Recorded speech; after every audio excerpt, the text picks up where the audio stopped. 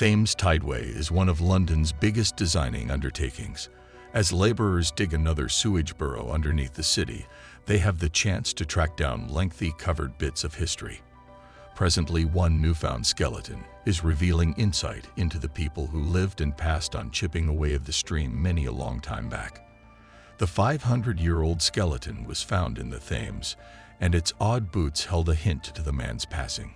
But before we get subscribing to our channel is the best way to stay up to date on all the latest and greatest historical journeys content. It's like having a direct line to our channel. Let's get started. In a field only a couple of miles from the Gloucestershire town of Cirencester, a stone imprints what is by and large thought to be the wellspring of one of the UK's most significant waterways. From its origin in the Cotswold slopes through the capital of London, into the Thames estuary, and out into the North Ocean. The Thames is a fundamental piece of the area's history. The Thames is 215 miles long, making it the second longest waterway in the UK after the Severn. The early piece of its course is delicate through low-lying fields. As it enters London, freshwater experiences the waters of the estuary. There, the presence of the ocean makes the tides extend and reinforce. The strength of the tides is one explanation that in 1982, the Thames boundary was constructed. Its motivation is to safeguard focal London from floods, and earlier many years individuals had kicked the bucket in view of the blend of elevated tides and elevated precipitation. Everything considered, the waterway has forever been a risky spot. At the point when the Romans originally constructed a settlement on the Thames, they fabricated it as a port. For many years, individuals from the Saxons to the Normans to the Guides proceeded to utilize and extend it. It developed into a middle for exchange and for building ships. The Roman settlement was initially called Londinium, and presently it is London, perhaps of the most conspicuous city on the planet. London's history is personally attached to the Thames. Its significance as a capital is originated before by its significance as a port. Before the rail line became famous, the waterway was a street by its own doing. Individuals and merchandise would be conveyed by boat, not simply starting with one bank then onto the next. For a long time, there was just a single scaffold, however, across the length of the city. In 1858, the number of inhabitants in London had developed to more than 5 million, and practically all of those individuals discarded their loss by dropping it in the Thames. Subsequently, everything from food to bedpan approaches to bodies, both creature and human, could be tracked down in the waters. So it's no big surprise it became known as the incomparable smell. Many individuals additionally utilize the Thames as their primary wellspring of drinking water. Illnesses, for example, cholera and typhoid, spread quickly in view of the unfortunate cleanliness for MPs.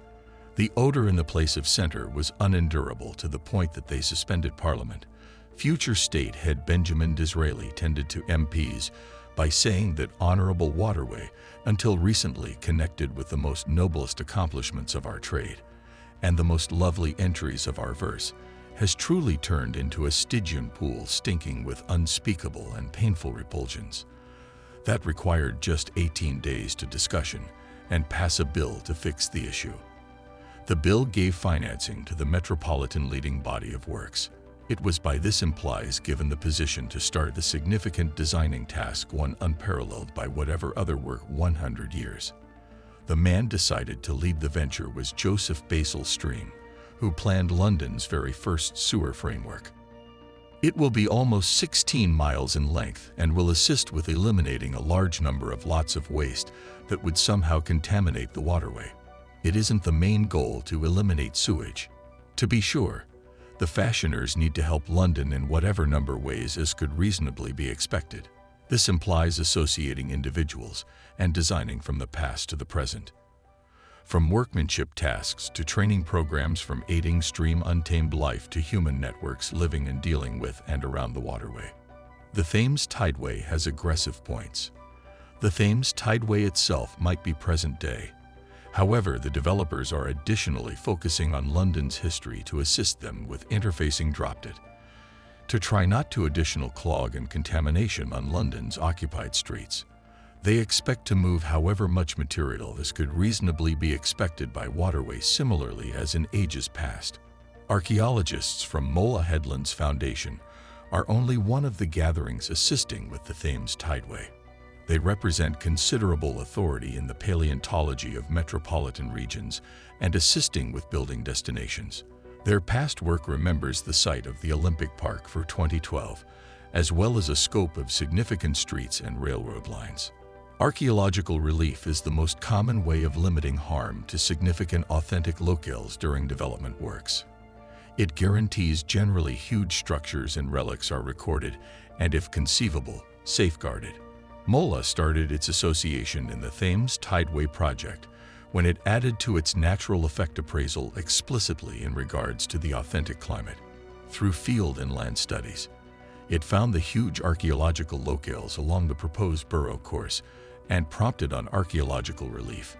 In 2016, Mola was then decided to do the moderation work itself that studied the shore, recorded any notable structures, and started a progression of archaeological unearthings. The point was to research the stream's history in a manner that had never been finished, including the way in which it had been formed by the people who have lived there as the centuries progressed. Upon the arrival of the disclosure, laborers were digging a shaft at the tideway. Is Chambers Wharf site prepared for additional burrowing? Close by was once the Vermont Ocean Wall, previously a development of woods upholds holding up a sloppy dike. As work on the passage frequently happens on the banks of the Thames, it's not unexpected for fine things cleaned up or covered by the waterway. This is essential for why archaeological relief is significant. This specific revelation was in excess of a piece of stoneware or a Roman coin. It was a human skeleton. The skeleton was found lying on its front with its head turned and one arm twisting above it. The position could imply that the man had fallen into the water, maybe while remaining on Bermondsey Wall. It could mean he was pushed. However, we might in all likelihood never know without a doubt.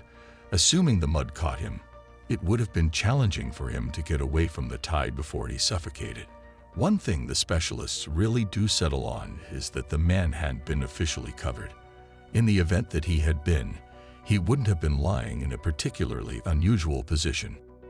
The flax string that sews the calfskin quarters together is waxed, and there are no clasps. What makes them intriguing is that they reach doing the knee. Archaeologists have found shoes from a similar period, and they have found lower leg boots. However, knee-high boots are really strange.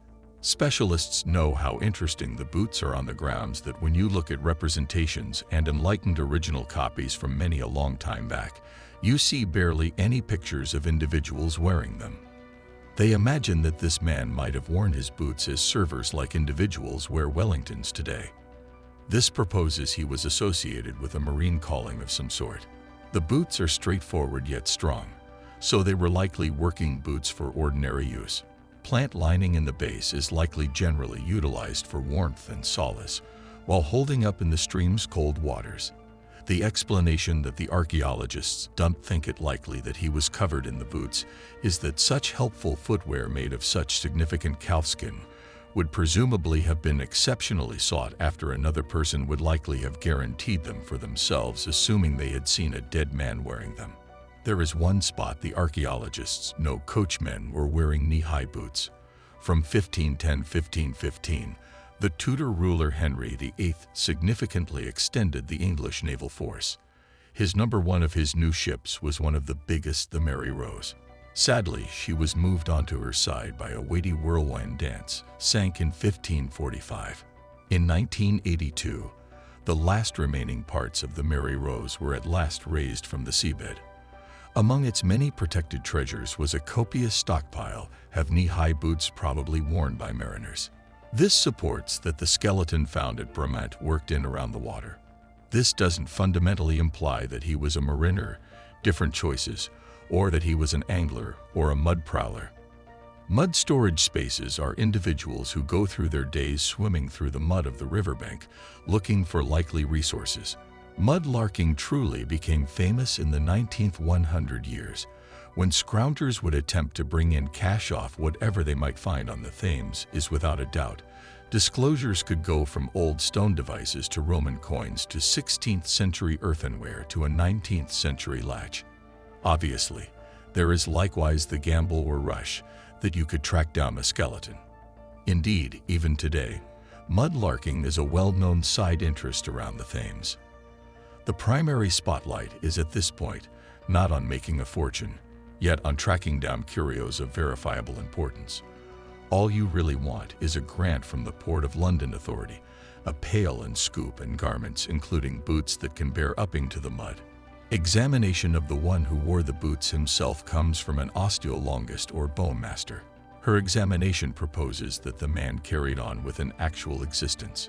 He had a degenerative illness of the joints that impacted his left hip and his spine.